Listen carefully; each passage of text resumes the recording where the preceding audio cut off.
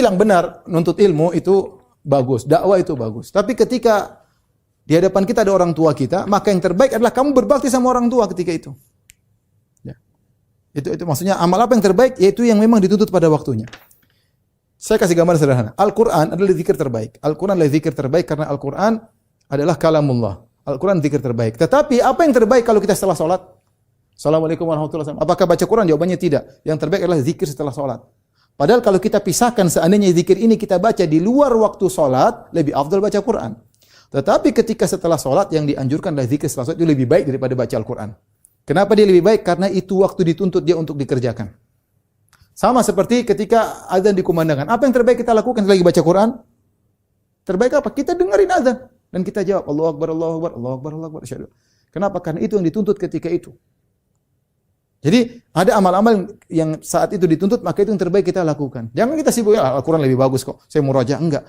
Anda ketika dengar azan yang terbaik itu ya. Jawab azan, baca doa setelah azan. Ketika ada tamu, apa yang terbaik? Bukan baca Quran, tamunya suruh diam kita baca Quran. Menjamu tamu, yang terbaik, dhiyafah, menjamu tamu.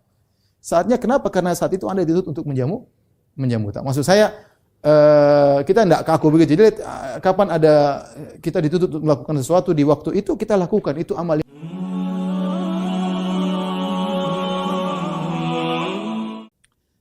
Bagaimana kita memiliki skala prioritas dalam beramal saleh, mengingat ya kita sangat sadar bahwasanya kita memiliki banyak keterbatasan dari sisi kemampuan, dari sisi umur ya, dari sisi kesehatan ya, sehingga umur kita yang sedikit ini bagaimana kita bisa mengoptimalkan amalan soleh ya. Pembahasan ini sangat penting, saya akan jelaskan tentang urgensinya kita membahas masalah ini ya. Tapi apa urgensinya ya? Urgensinya banyak ya. Kenapa kita harus mempelajari hal ini? Ya. Nah, di antaranya bahwasanya tadi sudah saya sebutkan ya, keterbatasan yang kita miliki.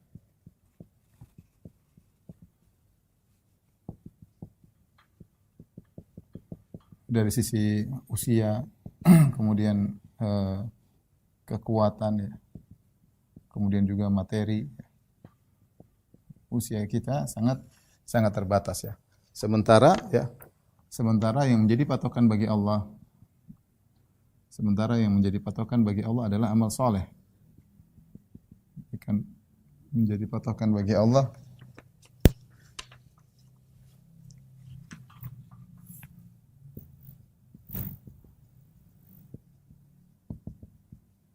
adalah amal soleh ya, dalam masalah surga dan tingkatan surga ya, dalam masalah surga atau tingkatan surga. Allah Subhanahu wa taala berfirman ya, udkhulul jannata bima kuntum ta'malun. Kata Allah Subhanahu wa taala, masuklah kalian surga karena amalan kalian ya. Masuklah surga karena amal kalian. Kemudian juga seperti firman Allah Subhanahu wa taala dalam tingkatan surga, kata Allah Subhanahu wa taala, walikullin darajatun mimma amilu. Kata Allah Subhanahu wa taala, masing-masing memiliki derajat. Masing-masing ada derajatnya.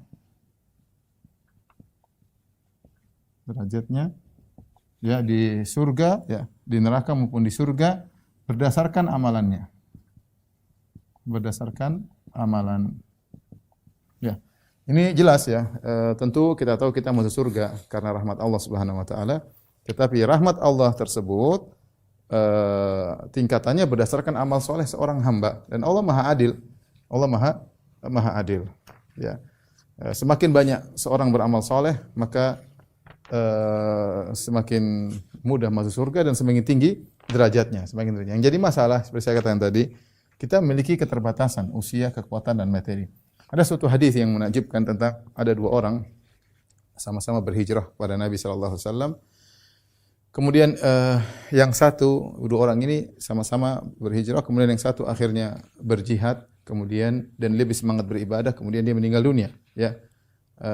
Dia meninggal dunia. Kemudian yang satu ternyata eh, meninggalnya tahun depan, tahun depan. Kemudian salah seorang sahabat bermimpi dalam mimpinya bertemu dengan dua orang ini di surga, tetapi yang justru meninggal belakangan lebih dahulu masuk surga daripada yang meninggal di duluan. Dia melihat kok yang meninggal belakangan, yang setahun kemudian meninggal lebih masuk surga duluan daripada yang mati syahid. Akhirnya hebohlah hal ini jadi pembicaraan para sahabat. Akhirnya mereka bertanya kepada Nabi sallallahu alaihi wasallam, "Ya Rasulullah, kok bisa? Ya, ini mati syahid, yang satu belakangan, ya, setahun berikutnya baru meninggal dunia. Kenapa yang terlambat meninggal, yang panjang umur lebih dahulu masuk surga?" Maka kata Nabi sallallahu alaihi wasallam memberi jawaban menjadi pemikiran bagi kita. Kata Nabi sallallahu alaihi wasallam, "Alaisa qad asha sanah?" Bukankah dia telah hidup setelah itu setahun? "Alaisa qad adraka Ramadan fasama wa shalla fasajada kam sajdah?" Ya. Kata Nabi sallallahu alaihi wasallam, bukankah dia tinggal setahun setelah itu? Bukankah dia bertemu dengan bulan Ramadan? Bukankah dia sujud sekian sujud? Ya. Jadi orang yang meninggal belakangan ini ternyata dia duluan masuk karena amalan solehnya lebih banyak. Allah berikan dia kesempatan panjang umur sehingga dia lebih banyak beramal soleh daripada yang pertama. Dia dapat bulan Ramadan dan dia puasa, kemudian dia salat, kemudian sujud, ya, membuat dia akhirnya mendapatkan derajat yang lebih tinggi. Kita tahu bahwasanya orang yang terbaik adalah man tala umuruhu wa hasuna amaluhu, yang panjang umurnya dan baik amalannya. Nah, kita ingin sih bisa punya amal banyak, ya, agar derajat kita semakin tinggi. Tapi kita pun tidak tahu apa yang terbaik bagi kita, ya. Bisa jadi kita berharap umur panjang, ternyata malah usia panjang diisi dengan kemaksiatan, bukan dengan kebaikan. Apalagi di zaman fitnah seperti sekarang ini. Tetapi logikanya sederhana, Allah kasih logika, yang amal soleh lebih banyak, maka lebih mudah masuk surga dan lebih tinggi derajatnya di sisi Allah Subhanahu wa taala. Oleh karenanya, hal ini menjadikan para sahabat bertanya kepada Nabi sallallahu alaihi wasallam, ya. Karenanya banyak sahabat yang bertanya kepada Nabi sallallahu alaihi wasallam tentang amal terbaik, ya. Amal terbaik, ya. Ini dalam hadis banyak. Ya Rasulullah, ayul amali afdal? Rasulullah, amalan apa yang paling dicintai? Kemudian juga dalam, ya Rasulullah, ayul amali ahabbu ilallah? Amalan apa yang paling afdal? Amalan apa yang paling dicintai oleh Allah? Dullani ala amalin idza amiltu dakhaltul jannah. Ya Rasul, tunjukkanlah aku suatu perbuatan, jika aku melakukannya aku masuk surga. Rasulullah SAW menjawab ini, menjawab ya. Ada yang bertanya, ya Rasulullah, ayu imanin khair? Ya Rasulullah, iman apa yang terbaik? Rasulullah jawab lagi. Sering mereka bertanya, ya. Sering mereka bertanya kepada Nabi SAW tentang amalan terbaik, ya. Namun kita dapati ternyata jawaban Nabi berbeda-beda, ya. Ada yang disuruh puasa, ada yang disuruh jangan marah, ada yang disuruh berbakti kepada orang tua, ada yang disuruh jihad, ya. Jawaban Nabi berbeda-beda. Tapi para sahabat bertanya tentang amalan apa yang terbaik, ya. Kulli fil islami qaulan la as'alu anhu ba'dak, ya. Ba'dahu ghairaka.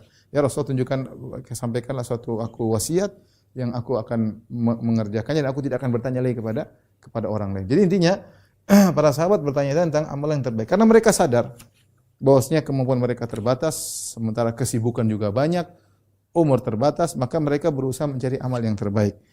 Ternyata jawabannya berbeda-beda. Ya. Ternyata jawaban Nabi sallallahu alaihi wasallam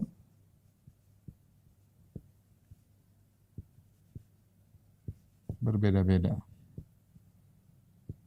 Terkadang Nabi menjawab dengan misalnya puasa, terkadang Nabi menjawab misalnya salat pada waktunya, terkadang Nabi sallallahu alaihi wasallam berbicara tentang jihad, terkadang berbeda-beda, ya. Terkadang Nabi berbicara tentang amal yang terbaik adalah yang paling bermanfaat bagi orang lain, ya, dan lain-lain. Maka khilaf para ulama menafsirkan hal ini, ya.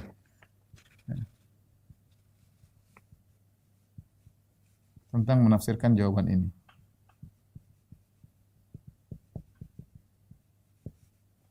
Menafsirkan hal ini, ya. Ada beberapa pendapat, ya. Di antaranya ada yang mengatakan Nabi sallallahu alaihi wasallam menjawab berdasarkan kondisi penanya. Ini salah satu jawaban yang cukup kuat ya. Tergantung yang bertanya, ada yang memiliki kecenderungan untuk jihad, ada yang kecenderungan untuk ini, Rasulullah melihat kondisi yang bertanya sehingga jawaban Nabi SAW berbeda-beda. Terkadang begini, terkadang begini, terkadang begini. Ada lagi pendapat yang mengatakan bahwasanya Nabi SAW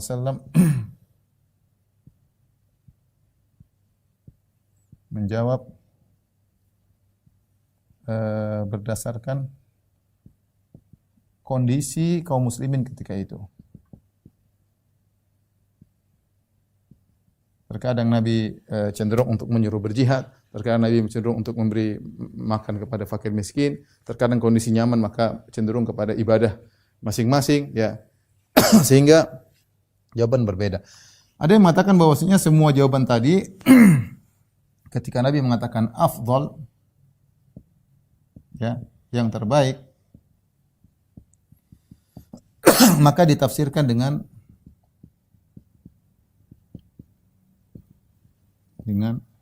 di antara min afdhalil a'mal, yaitu di antara, diartikan dengan di antara. Artinya amalan-amalan terbaik itu banyak, di antaranya ini, di antaranya itu, di antaranya, sehingga Nabi SAW memberi jawaban yang berbeda-beda ya, sehingga Nabi menjelaskan semuanya terbaik-terbaik ya, tapi ini di antara yang terbaik. Ini di antara jawaban para ulama tentang hal ini. Tapi intinya saya ingin sampaikan bahwasanya para sahabat juga bertanya-tanya tentang amalan yang terbaik karena mereka ingin adanya skala prioritas, apa yang harus mereka utamakan untuk mereka kerjakan. Karena tadi kembali kepada keterbatasan kemampuan ekonomi, kesehatan dan umur dan yang lainnya. Tapi di antara hal yang menunjukkan urgensinya akan hal ini ya, banyaknya kesalahan ya dalam skala prioritas beramal saleh. Ini diingatkan oleh di antaranya oleh sebagaimana dijelaskan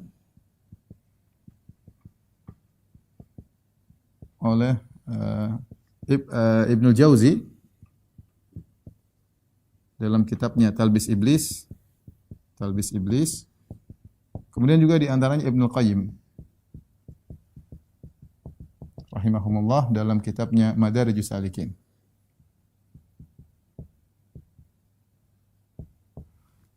Ibnu Jauzi menyebutkan contoh, ada beberapa orang yang salah dalam prioritas. Seperti misalnya saya bacakan, beliau mengatakan fa awwalu talbisin alaihim itharuhum ta'abbud ala al-ilm wal ilmu afdalu nawafil. Kata Ibnu Jauzi, sebagian orang mengutamakan ibadah sunnah daripada nuntut ilmu. Kemudian beliau berkata, ini talbis iblis. Kata beliau, ini adalah tipuan syaitan. Wal ilmu afdalu minan nawafil. Kata beliau, al ilmu afdalu minan nawafil. Bahwasanya nuntut ilmu itu lebih baik daripada ibadah-ibadah sunnah ya. Daripada puasa, daripada sholat malam. Nuntut ilmu itu yang terbaik. Artinya bukan berarti orang tidak puasa, bukan berarti orang tidak sholat malam ya. Tetapi jangan berlebih-lebihan sholat malam, puasa sehingga tidak nuntut ilmu. Maka kata Ibnu Jauzi ini di antara talbis iblis. Contohnya kata beliau, sebagian orang semangat sholat malam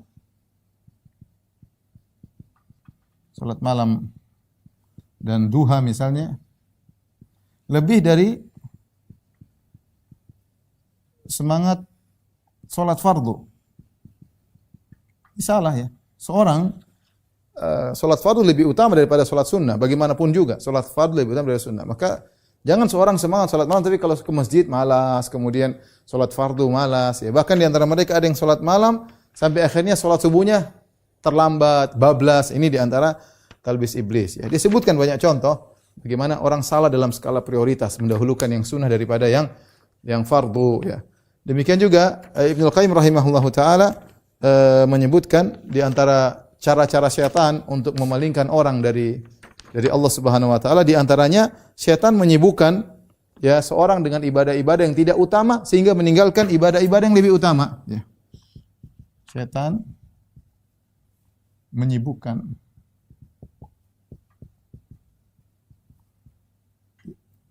mewajibkan seseorang dengan ibadah-ibadah yang kurang utama dibanding, maksudnya semua ibadah baik tapi sehingga meninggalkan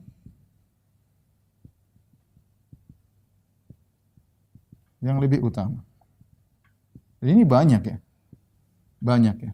Lihat betapa banyak orang semangat kalau ngurusi misalnya kawan-kawannya, sebenarnya dia lupa ngurus istrinya, lupa ngurus anak-anaknya. Lupa. Semangat dia mendakwai orang, dia lupa mendakwai anak dan istrinya. Contoh, dia ada yang utama dia tinggalkan ya.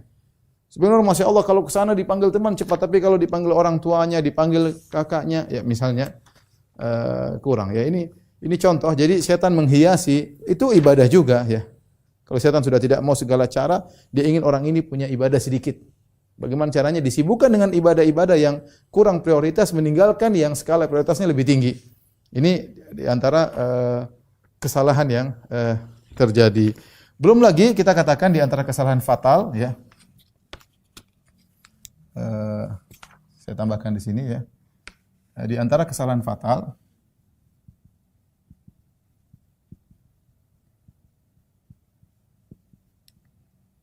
adalah sibuk dengan bid'ah dan meninggalkan sunnah. Dengan meninggalkan sunnah. Ini parah lagi nih. Tidak ada, ini bukan skala prioritas, ini ngawur ya. Kalau kita bicara skala prioritas itu adalah antara dua ibadah yang sama-sama disyariatkan. Itu baru kita pilih mana. Ini lebih parah daripada ini adalah mengerjakan yang bid'ah, ninggalkan yang sunnah. Dan ini banyak terjadi. Bid'ah begitu semangat dengan biaya yang begitu besar, yang sunnah mereka tidak kerjakan. Ya. Sehingga seorang lebih cinta kepada bid'ah daripada pada sunnah. Sibuk dengan bid'ah dan meninggalkan sunnah. Ya. Sunnah-sunnah Nabi sallallahu alaihi wasallam. Ya. Contoh lagi ya, bahkan apa? Contoh banyak ya, tapi di antaranya contoh praktek khalwat yang dilakukan kaum sufi.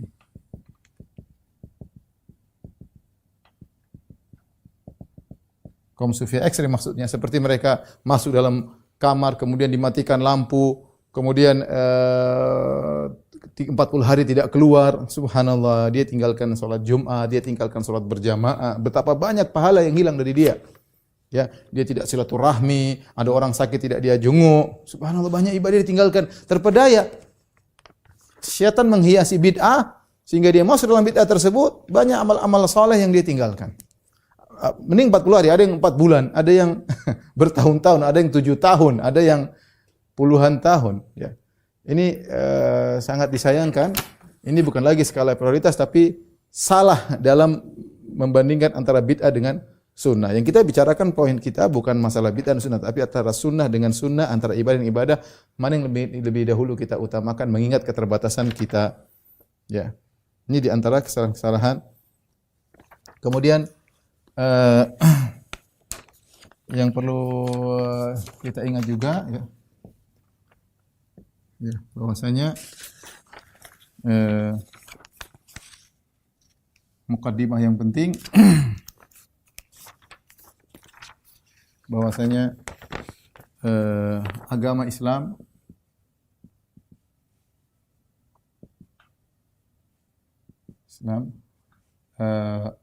apa namanya, ada porsinya masing-masing ya.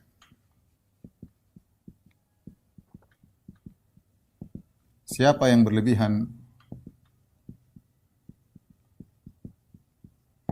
ya pada satu pada satu porsi akan menumbalkan porsi yang lain.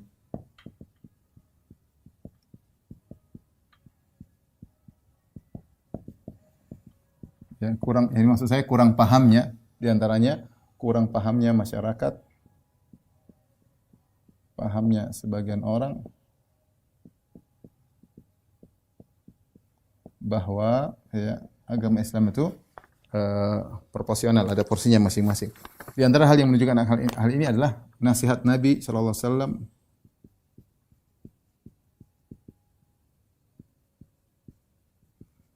kepada Abdullah bin Amr bin As.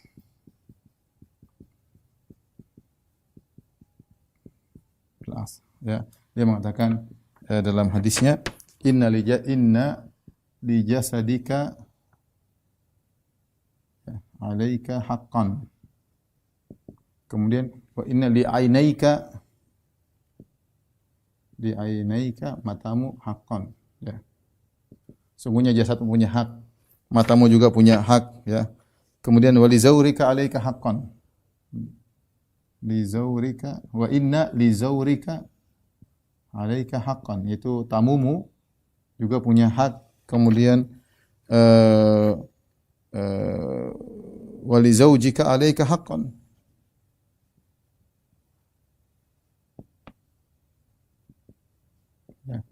Bahwasanya istrimu juga punya hak, jasadmu punya hak, matamu juga punya hak untuk istirahat, badanmu juga istirahat, Allah juga punya hak, tapi ingat, tamumu juga punya hak, istrimu juga punya hak.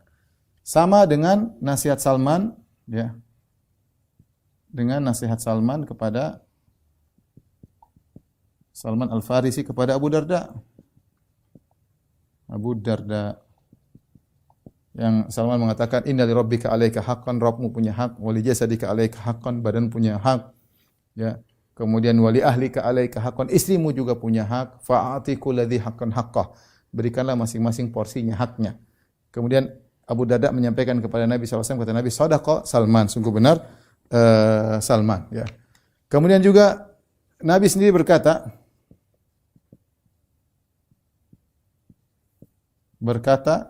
kepada 3 orang yang salah dalam skala prioritas. Dalam skala prioritas. Ketidakpemahaman tentang Islam ini adalah agama yang proporsional, ada porsinya, sehingga bisa salah dalam skala prioritas.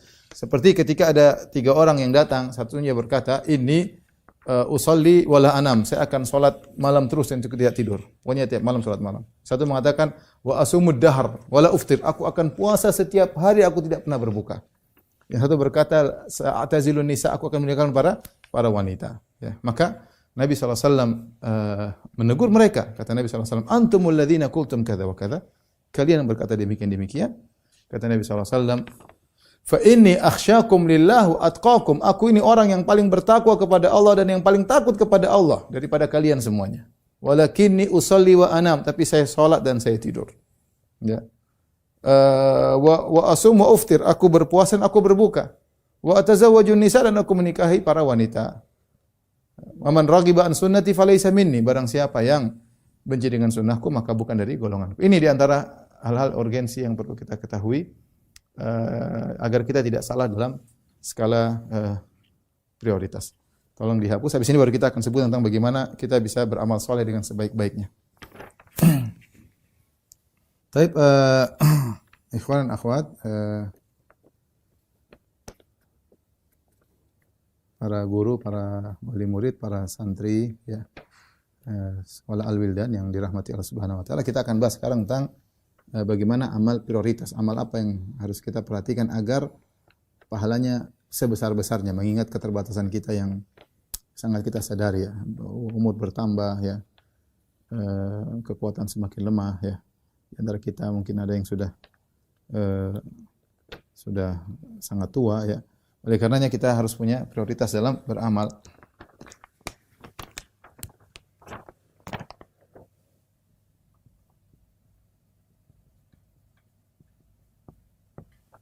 Baik. Jangan bahas namanya amal terbaik, ya. Ada 2 tinjauan, ya. Yang pertama ditinjau dari amal itu sendiri, ya, bahwasanya amal itu berbeda-beda, amal itu bertingkat-tingkat.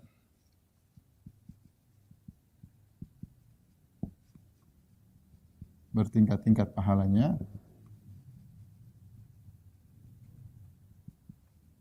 Dari banyak sisi.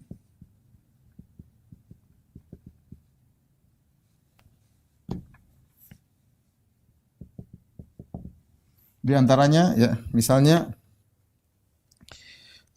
dari sisi niat, ya.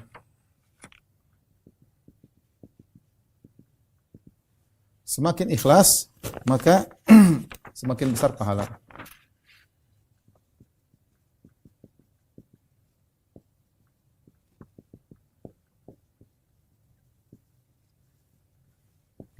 Dalil akan hal ini banyak ya. Contoh ya, seperti firman Allah Subhanahu wa taala, "Faman kana yarju liqa'a rabbih falyamal amalan shalihan." Falyamal amalan shalihan wa la yusyrik bi ibadati rabbih ahada. Di akhir surat Al-Kahfi. Kata Allah, siapa yang ingin bertemu dengan Allah, ingin masuk surga, falyamal amalan saleh, maka lakukan amal saleh wala yusyrik. Jangan berbuat syirik sama sekali.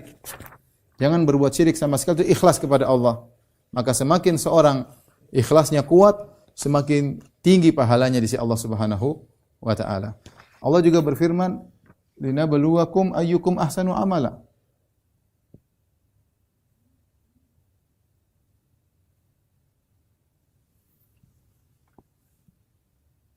Tabarakalladzi biyadihil mulk wa huwa ala kulli syai'in qadir, alladzi khalaqal mauta wal hayata liyabluwakum ayyukum ahsanu amal.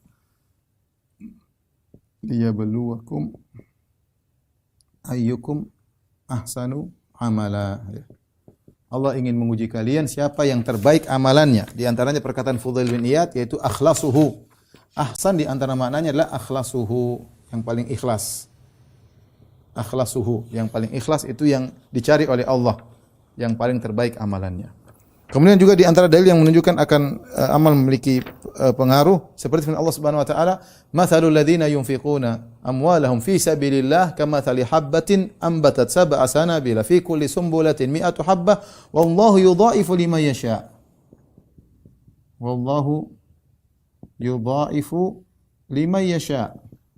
Artinya Allah melipat gandakan kepada pahala kepada siapa yang Allah kehendaki. Apa tingkatan Allah melipat gandakan? Sebagian salaf mengatakan tergantung keikhlasan. Tergantung keikhlasan. Semakin ikhlas Allah semakin melipat gandakan. Padahal sebelumnya Allah mengatakan perumpamaan orang yang berjihad di jalan Allah seperti tunas yang menumbuhkan bulir, masing-masing bulir kemudian ada 7 bulir masing 100, jadi 700 kali lipat. Setelah itu Allah mengatakan wallahu yudha'ifu liman yasha. Maka amal soleh bisa dilipat gandakan. Minimal 10, kemudian jadi 700, kemudian terserah Allah Subhanahu wa taala.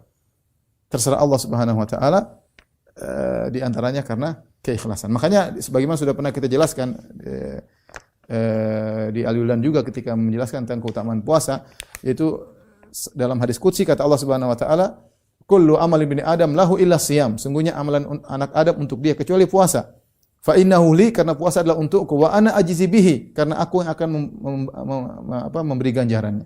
Jadi puasa spesial. Di antara yang menyebabkan puasa spesial karena keikhlasan. Orang kalau berpuasa, apalagi puasa sunnah, tidak ketahuan dia puasa atau tidak kecuali dia ngomong. Kalau dia enggak ngomong tidak terlihat. Beda dengan salat, ada gerakannya. Orang bersedekah ada memberikannya. Kemudian orang haji umrah ada pakai ihram. Kalau puasa orang enggak tahu kecuali dia ngomong. Karena puasa ini adalah ibadah yang ikhlas, maka pahalanya spesial.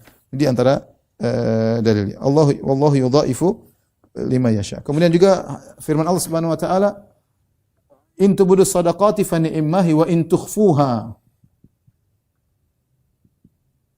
wa tu'tuha al-fuqara fa huwa khairul lakum." Kata Allah Subhanahu wa taala, kalau kalian menampakkan sedekah ikhlas, baik. Kalian menampakkan sedekah, in tubdu shadaqati fa ni'mahi. Kalian nampakkan sedekah di depan orang, kalian ikhlas enggak apa-apa. Itu baik. Tetapi yang lebih baik wa in tukhfuha, tapi kalau kalian sembunyikan, wa tu'tuhal fuqara, kalian berikan pada fakir miskin, fa huwa khairul lakum, itu lebih baik. Menunjukkan semakin ikhlas semakin baik. Di antara dalil yang jelas akan hal ini adalah kisah ya 7 golongan yang dinaungi Allah.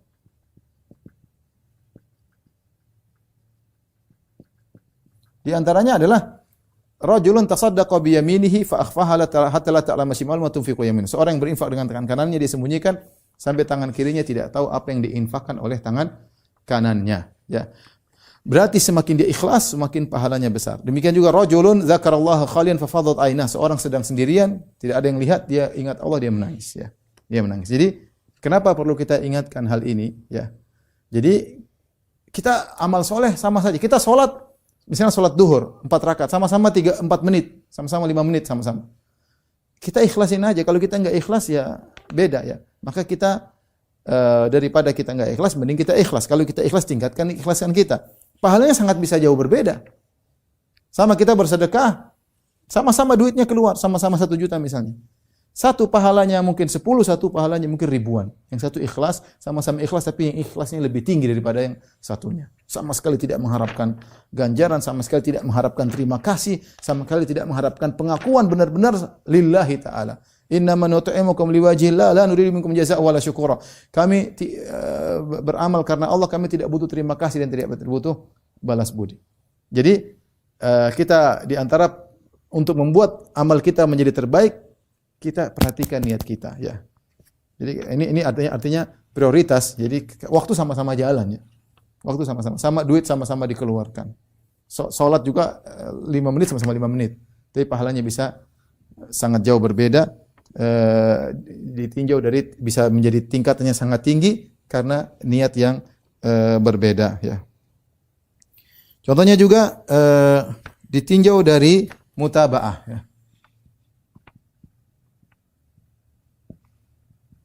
Al-ittiba, mengikuti Nabi sallallahu alaihi wasallam, atau mutabaah, ya. Mencontohi Nabi, meneladani Nabi.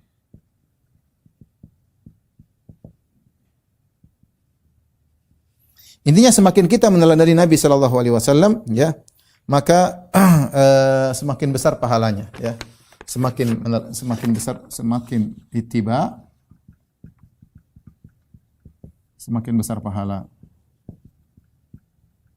Nabi SAW memberikan contoh, ya, dalam ibadah, dalam dalam sedekah. Semakin kita ngikuti Nabi SAW, maka semakin besar pahalanya. Karena ada 3 hal yang perlu diperhatikan, ya. Di antaranya berusaha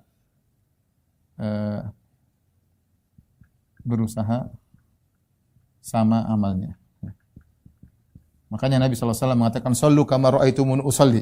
Nabi mengatakan, "Salatlah, shallu kama ra'aitumuni usolli."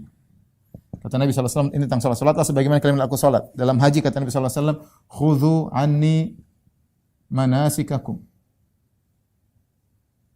Manasikakum. Ambillah tata cara haji dariku. Tata haji kalian, manasik haji kalian, ambillah dariku. Nabi suruh ngambil dari. Kata Nabi SAW ketika ada menasihati Utsman bin Maz'un. Utsman bin Maz'un yang kurang perhatian sama istrinya. Malam, salat malam, siang, puasa istrinya sampai tidak perhatikan dirinya. Akhirnya istri Nabi datang kepada Nabi cerita, "Ya Rasulullah, istrinya Utsman bin Maz'un begini-begini." Akhirnya Rasulullah ketemu Utsman bin Maz'un yang sangat rajin beribadah. Kata Nabi SAW, "Ama laka biya uswah, tidakkah aku jadi teladan bagimu, wahai Utsman bin Maz'un?" Aku paling takwa, tapi aku salat, aku tidur, aku puasa, aku berbuka. Tidakkah cukup aku menjadi uswah bagimu? Maka seorang berusaha mencontohi Nabi SAW. Wa khairul huda Muhammadin SAW. Sebaik-baik petunjuk Nabi SAW. Maka dalam salat sesuai dengan contoh Nabi. Lihat Nabi salatnya bagaimana. Ikut. Jangan bikin macam-macam di luar daripada itu, ya. Maka semakin kita semakin sama dengan Nabi SAW, semakin pahalanya semakin besar, semakin kuat ittiba kita kepada Nabi SAW, ya. Kemudian juga di antaranya kita niatkan untuk ibadah.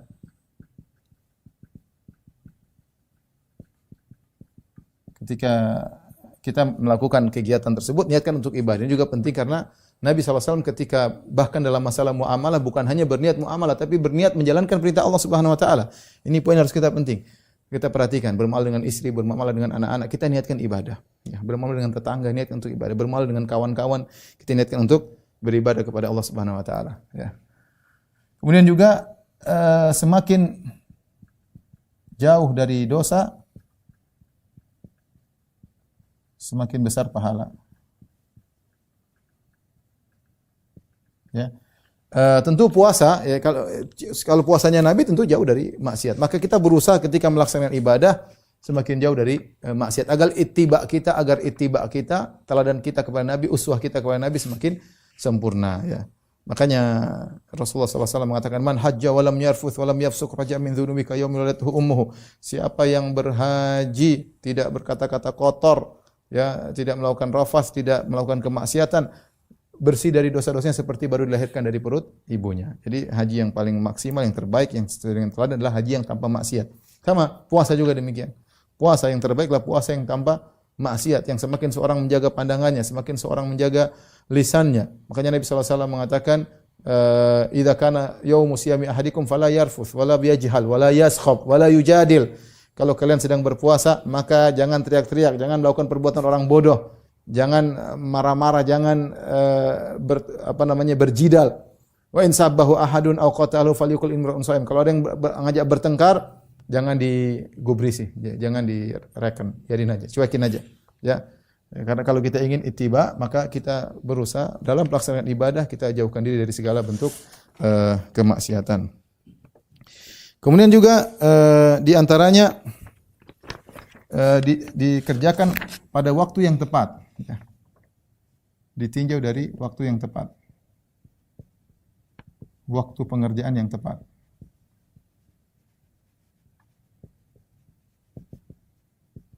Ini juga penting karena semakin tepat semakin pahala semakin besar. Seperti salat yang terbaik adalah salat, contoh salat pada waktunya, salat di awal waktu. Ini yang terbaik. Kita boleh salat di belakangan, tidak apa-apa. Salat adalah waktunya adalah muassa, waktunya luas, ya. Kita boleh salat duhur, boleh jam 2, boleh. Tapi kalau kita salat di awal waktu semakin baik, ya, karena Rasulullah SAW ketika ditanya ayul amali ahabbu ilallah, amalan apa yang dicintai, kata Nabi SAW, as-salatu ala waqtiha. Ditafsirin oleh para ulama, salat di awal waktu, ya. Misalnya istighfar, ya, di waktu sahur. Ya, ini lebih tepat lagi. Kita istighfar di waktu kapanpun baik, tapi istighfar di waktu sahur lebih terbaik karena Allah muji orang istighfar di waktu sahur. Wal mustaghfirina bil ashar. Orang-orang yang beristighfar di waktu sahur. Wabil ashari hum yastaghfirun. Di waktu sahur mereka beristighfar. Kemudian juga Nabi dalam ayat yang lain ketika anak-anaknya Yakub minta ampun, ya abana, ya istaghfir lana inna kunna khati'in, wahai ayah kami, sungguhnya kami melakukan kesalahan, mohonkanlah ampunan bagi kami. Apa kata Nabi Yakub alaihissalam? Qala saufa astaghfiru lakum rabbi. Aku akan mohonkan ampunan bagi kalian. Akan. Dia tidak langsung mohonkan ampunan sekarang, tapi dia mengatakan akan. Sebagian ahli tafsir mengatakan dia ingin mohonkan ampunan buat anak-anaknya di waktu sahur.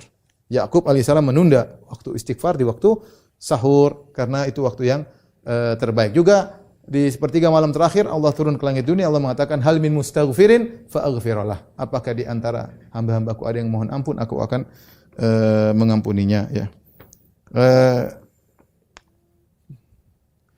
Kemudian misalnya tadi salat malam setelah tidur. Ini tentu lebih baik, ya.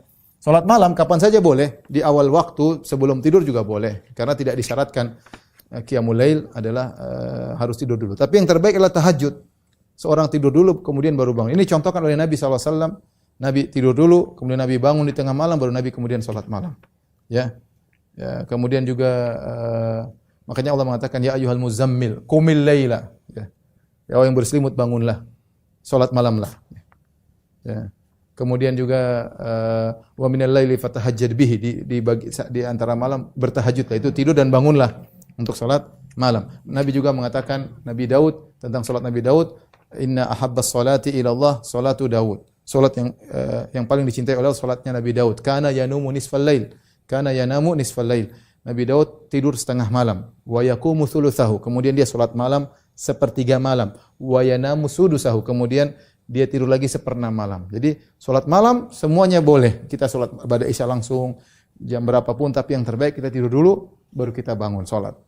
Ini yang terbaik karena itu waktu yang tepat adalah terutama di sepertiga malam yang terakhir, ya.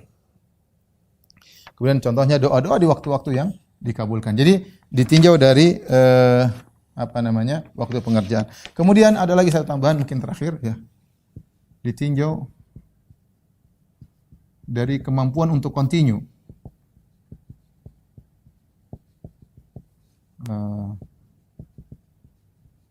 Berkesinambungan, ya. Nabi SAW mengatakan ahabbul a'mal ilallah wa ahabbul amali ilallah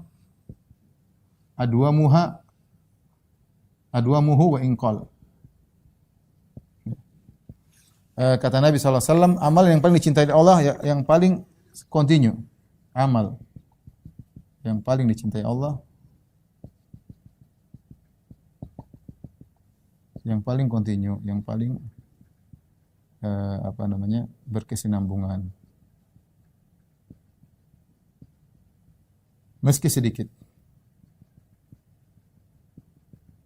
Ya. Atau ini mungkin kita masukkan ke salah yang satunya, bukan di sini, tidak pas ya. Ini apa namanya? Ini dibandingkan dengan amal yang lain ya.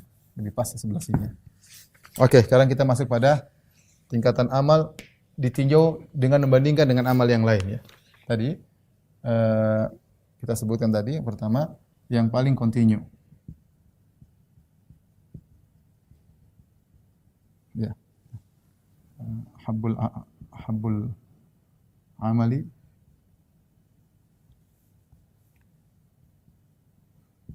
ila Allah adwamuhu wa in qala. Amalan yang paling dicintai oleh Allah, yang paling kontinu meskipun sedikit.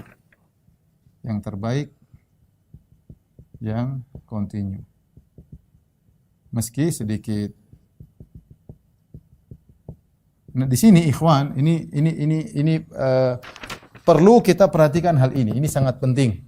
Sangat penting karena sebagian orang beramal dengan nafsu. Pingin amal banyak-banyak tapi dia tidak bisa langgeng. Dia tidak bisa langgeng. Makanya Nabi SAW mengatakan dalam hadis, "Alaikum minal amali ma tutiqun." Ya, kata Nabi SAW, "Alaikum minal amali ma tutiqun." Hendaknya kalian melakukan amal yang kalian mampu. Fa inna Allah la yamallu hatta tamallu. Allah tidak bosan sampai kalian bosan sendiri. Jadi berusaha kita pilih amal yang kita bisa. Amal banyak nih. Mana yang kira-kira bisa kita continue, mana? Pilih. Ini sekarang metode kedua, kita bandingkan amal satu dengan amal yang lain. Kalau tadi ditinjau dari amal itu sendiri, kita mengerjakannya dengan semaksimal mungkin agar pahalanya besar. Sekarang kita dihadapkan dengan beberapa amal. Apa yang kita lakukan? Pilih yang paling kita bisa continue. Makanya ketika Aisyah radhiyallahu taala anha ditanya tentang amal Nabi sallallahu alaihi wasallam, kata Aisyah, "Kana amaluhu dima." Ya, kata Aisyah, qalat Aisyah, "Kana amaluhu dima." Yaitu amal Nabi sallallahu alaihi wasallam continue.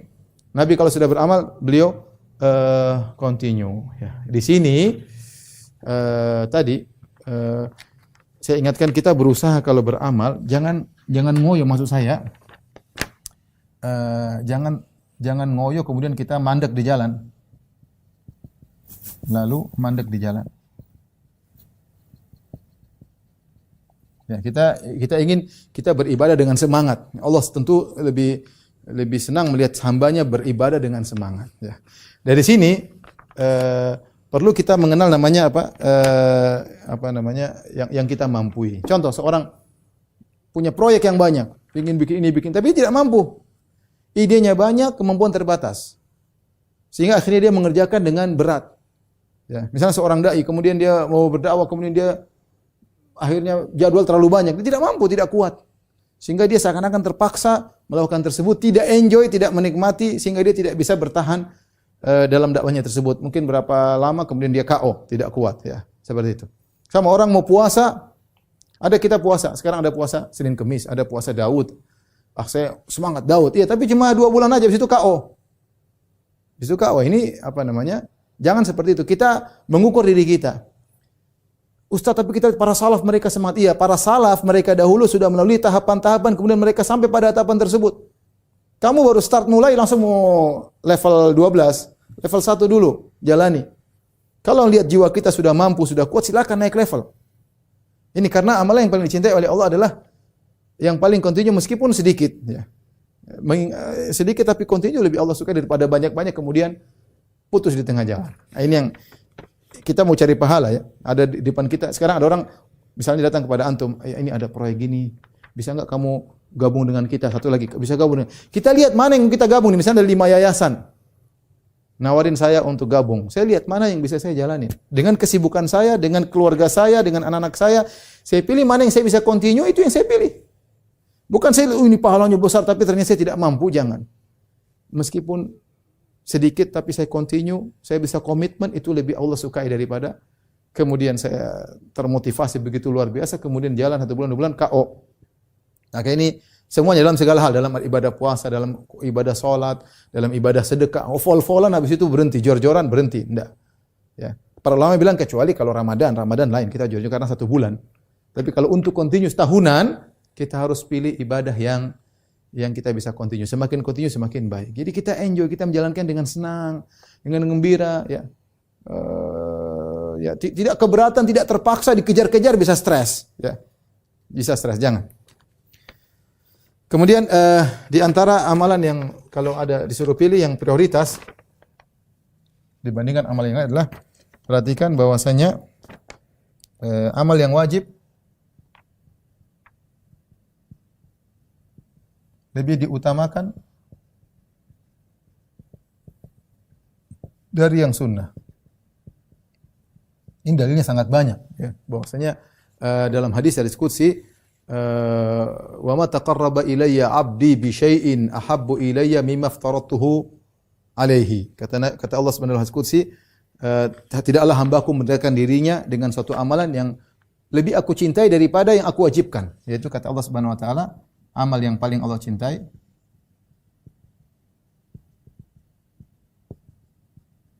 adalah yang wajib. Ya, yang wajib. Maka jangan sampai kita salah prioritas. Kita sedekah semangat, begitu bayar zakat enggak semangat. Ya, sedekah sunnah. Zakat wajib, pahala zakat lebih besar daripada pahala sunnah. Sama tadi, jangan salah prioritas. Semangat untuk sholat 2 rakaat sebelum subuh, sholat subuhnya kita cuekin. Ini salah dalam prioritas, ya. Ingat, yang lebih wajib lebih Allah sukai. Contohnya lagi seperti sedekah wajib. Kata Nabi SAW, dirhamun anfaqtahu fi raqabah, wa dirhamun anfaqtahu fi sabilillah, wa dirhamun anfaqtu ala miskin, wa dirhamun dinarun anfaqtahu fi raqabah, dinarun anfaqtahu fi sabilillah, dinarun anfaqtahu fi raqabah, wa dinarun anfaqtahu ala ahlik a'zamuhu ajran alladhi anfaqtahu ala ahlik.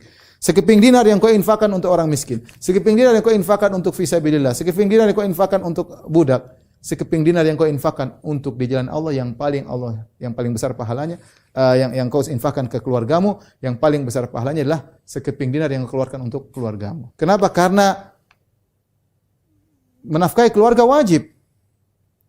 Kepada yang lain sunnah, ya. Maka jangan sampai kita salah. Ya, Syekh Utsaimin menyampaikan hal ini. Jangan sampai seorang ketika dia berinfak kepada selain keluarganya dia merasa berpahala, ketika berinfak kepada anak istrinya dia perhitungan, ini tidak merasa dapat pahala. Padahal ini wajib lebih disukai oleh Allah daripada yang sunnah. Tadi Nabi sudah bilang. Nabi sudah bilang. Jadi yang wajib lebih dicintai oleh Allah Subhanahu wa taala daripada yang sunnah. Lihat Nabi SAW mengatakan, khairukum li ahli wa ana khairukum li ahli. Sebaik-baik kalian terbaik bagi istrinya dan aku adalah suami yang terbaik. Jangan sampai kalian salah dalam skala prioritas. Sama kawan-kawan punya waktu ngobrol, ngeraktir, sama anak istri tidak diperhatikan. Kalau bicara dengan istri kaku, kemudian merendahkan, kemudian banyak hal, kurang ramah dan yang lainnya. Salah. Kita lebih wajib untuk berbuat baik kepada istri daripada kepada teman-teman. Ya. Ini teman hidup kita, ya. Yang mengandung anak-anak kita dan banyak hal, ya. Jadi jangan sampai salah prioritas, yang wajib harus lebih diutamakan daripada yang sunnah. Kemudian di antaranya amal yang manfaatnya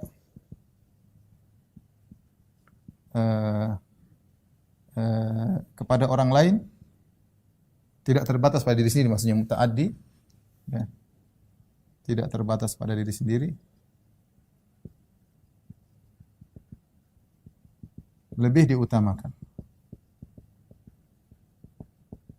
Kaidahnya kata Syekh Islam Taimiyah, semakin besar manfaat, semakin besar pahala. Semakin besar pahala.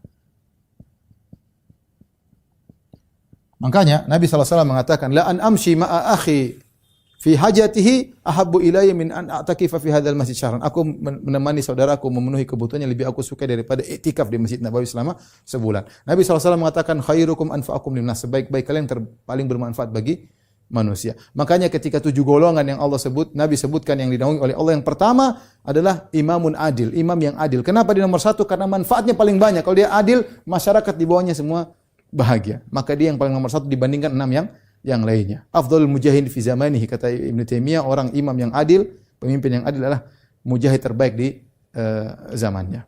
Oleh karenanya dikatakan kepada Imam Ahmad rahimahullah taala, seorang kemudian dia berzikir atau puasa salat lebih afdal ataukah dia membicarakan ahlul bidah, dia membantah ahlul bidah. Kata Imam Ahmad, lebih baik bicara membantah ahlul bid'ah. Manfaat bagi banyak orang. Banyak orang terpedaya dengan bid'ah. Kemudian dia jelaskan ini tidak benar, ini tidak benar. Itu lebih afdal karena manfaatnya berkaitan dengan masyarakat.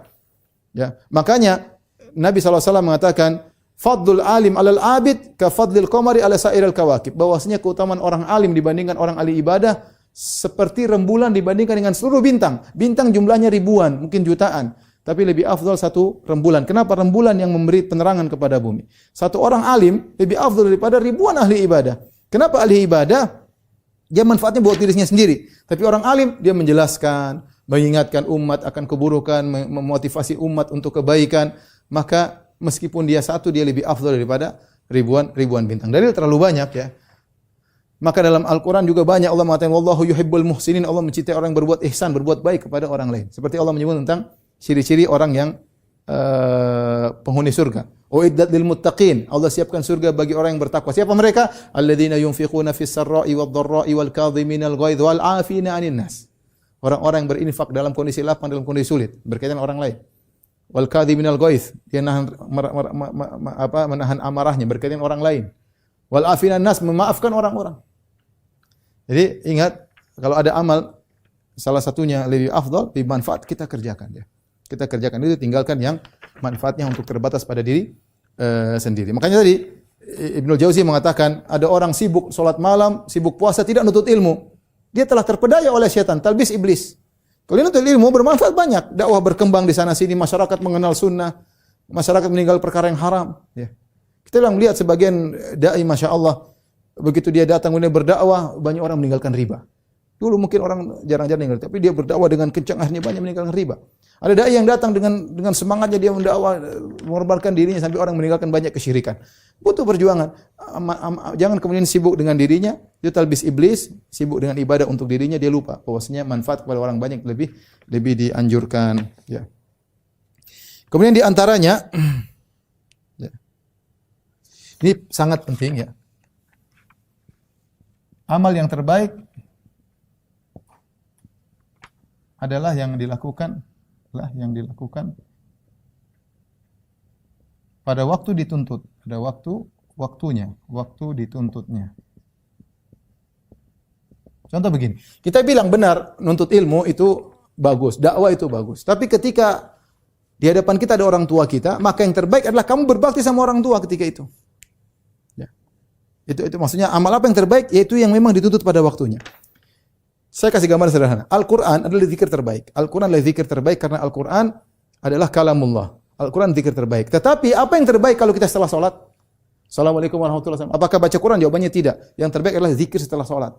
Padahal kalau kita pisahkan, seandainya zikir ini kita baca di luar waktu sholat, lebih afdal baca Quran.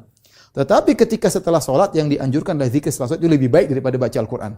Kenapa dia lebih baik? Karena itu waktu dituntut dia untuk dikerjakan. Sama seperti ketika azan dikumandangkan. Apa yang terbaik kita lakukan lagi baca Quran? Terbaik apa? Kita dengerin azan dan kita jawab Allahu Akbar, Allahu Akbar, Allahu Akbar, Allahu Akbar. Kenapa? Karena itu yang dituntut ketika itu. Jadi ada amal-amal yang saat itu dituntut, maka itu yang terbaik kita lakukan. Jangan kita sibuk, ya Al-Quran lebih bagus kok, saya murajaah. Enggak. Anda ketika dengar azan yang terbaik itu ya. Jawab azan, baca doa setelah azan. Ketika ada tamu, apa yang terbaik? Bukan baca Quran, tamunya suruh diam, kita baca Quran. Menjamu tamu yang terbaik, dhiyafah, menjamu tamu. Saatnya kenapa? Karena saat itu Anda dituntut untuk menjamu tamu. Maksud saya kita tidak kaku begitu. Jadi kapan ada kita dituntut untuk melakukan sesuatu di waktu itu, kita lakukan, itu amal yang terbaik. Ya, meskipun kalau itu dipisahkan di waktu yang lain mungkin tidak begitu baik, tapi di waktu itu yang terbaik ya. Itu yang terbaik. Sama seperti apa salat terbaik sebelum salat fardhu, salat rawatib yang terbaik. Sebelum dan sudahnya yang terbaik salat rawatib. Dan kiaskanlah kepada yang lainnya. Kemudian ini juga penting, tinggal dua lagi. Keutamaan yang berkaitan dengan zat ibadah ya, lebih didahulukan dari yang berkaitan dengan yang lainnya. Dari keutamaan yang berkaitan dengan tempat misalnya, dengan yang lainnya.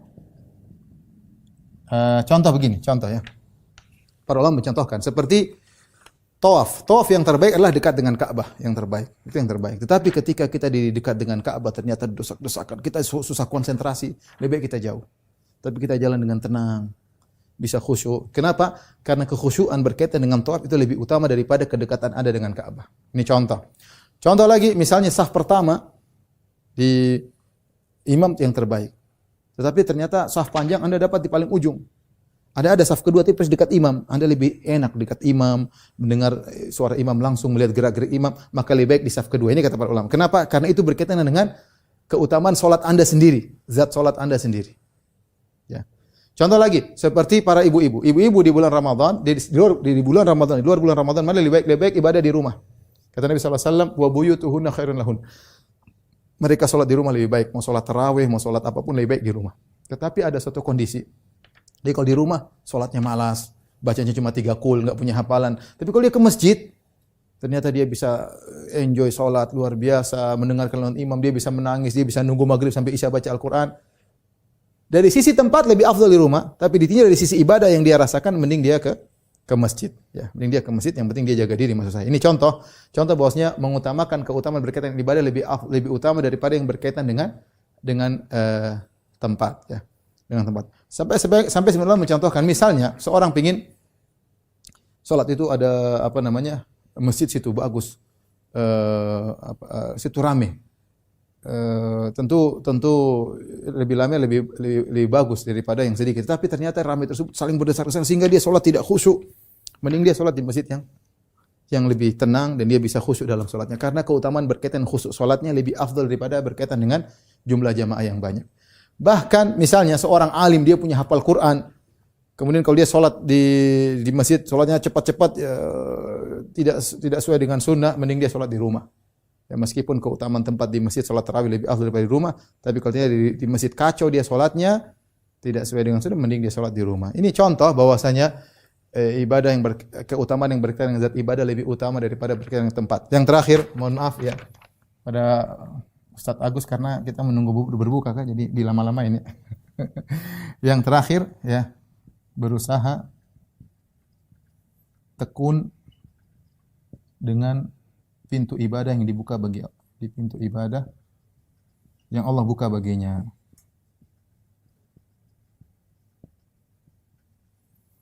Di antara hikmah Allah menjadikan banyak ibadah banyak sekali. Ada ibadah ini, ada ibadah banyak sekali. Tetapi seorang berusaha memilih yang Allah bukakan baginya. Ya, ada orang dibukakan pintu sedekah, masya Allah. Ada orang dibukakan pintu salat malam. Ada orang, ya artinya dia tekuni. Kalau Allah sudah bukan bagi dia tekuni, dia dibukakan pintu ilmu, dia tekuni. Bisa jadi itulah pintu terbaik bagi dia. Dengan bukan berarti melalaikan yang lain, tidak. Tapi dia tekuni apa yang Allah bukakan bagi dia. Ada orang yang diberi kemudahan untuk sosial kemana-mana. Ada orang kena bencana alam dia ke sana seperti itu ya. Ya. Dan sesuai dengan kemampuan seseorang. Ya, makanya Imam Malik ketika dinasihati oleh seorang kalau tidak salah namanya Abdullah Al-Umari, Al-Abid, ahli ibadah, dia menasihati Imam Malik. Imam Malik kan isi pengajian terus, kata dia, sebaiknya engkau jangan lupa beribadah sendirian, jangan terlalu bercampur dengan masyarakat. Maka Imam Malik menjawab nasihat dia mengatakan, Innallaha qasama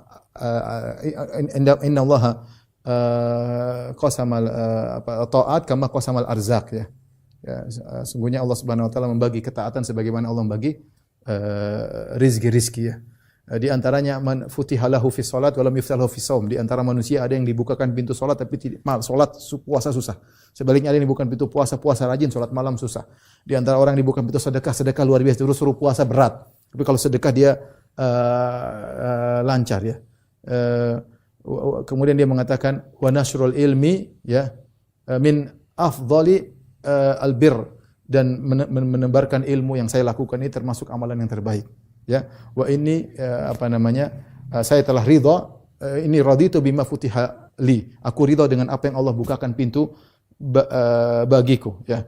Dan aku menyangka, menurutku apa yang dibukakan bagiku tidak lebih rendah daripada apa yang Allah bukakan bagimu. Wa narju an yakuna kilana ala khair, dan kami berharap kita berdua dalam kondisi kebaikan. Jadi seorang harus melihat kecenderungannya, kemampuannya. Misalnya ada anak, kita punya anak kita suruh hafal Quran. Bebal, dia enggak hafal-hafal, enggak bisa-bisa. Jangan kita suruh jadi ustaz, sudah dia berarti pintunya bukan di sini. Udah kamu dagang, nah, pakai biar jadi orang soleh, tidak harus jadi tidak harus jadi ustaz suruh ngapal nggak bisa-bisa. Ya, seperti itu ya. Ada sebaliknya orang nuntut ilmu rajin, kamu nuntut ilmu itu sana pergi sana, akhirnya tidak jadi ustaz, malah jadi pedagang, setengah ustaz, nggak bisa juga. Maka seorang melihat kecenderungan dan kemampuan ridho dengan apa yang Allah buka. Kalau Allah sudah bukakan pintu bagi dia, dia tekuni. Ya, tekuni sambil yang lain juga dikerjakan, tapi yang Allah bukan bagi dia, dia tekuni, bisa jadi itu pintu terbaik bagi dia. Wallahu alam bisawab. Skala prioritas dalam beribadah adalah prinsip penting agar setiap amal yang kita lakukan bernilai lebih maksimal di sisi Allah. Semua ibadah pada dasarnya baik dan merupakan bentuk ketaatan. Namun, terdapat amalan yang tingkatannya lebih utama pada situasi tertentu. Para ulama menjelaskan bahwa keutamaan suatu amal dapat berubah sesuai dengan waktu, kondisi, dan kebutuhan amalan tersebut pada saat dikerjakan. Contohnya, setelah sholat wajib, kita dianjurkan untuk memperbanyak zikir dan doa, karena ini adalah ibadah yang paling afdol pada waktu itu. Bukan berarti membaca Al-Quran setelah sholat itu tidak baik. Namun, zikir lebih sesuai dengan tuntutan syariat pada momen tersebut, sehingga pahalanya lebih besar dan lebih utama. Dari sini dapat dipahami bahwa seorang muslim tidak hanya semangat beribadah, tetapi juga harus memiliki ilmu dalam menentukan amal yang prioritas. Dengan memahami skala prioritas ini, ibadah kita menjadi lebih terarah, sesuai bimbingan sunnah, dan bernilai lebih tinggi di sisi Allah. Barakallahu fikum.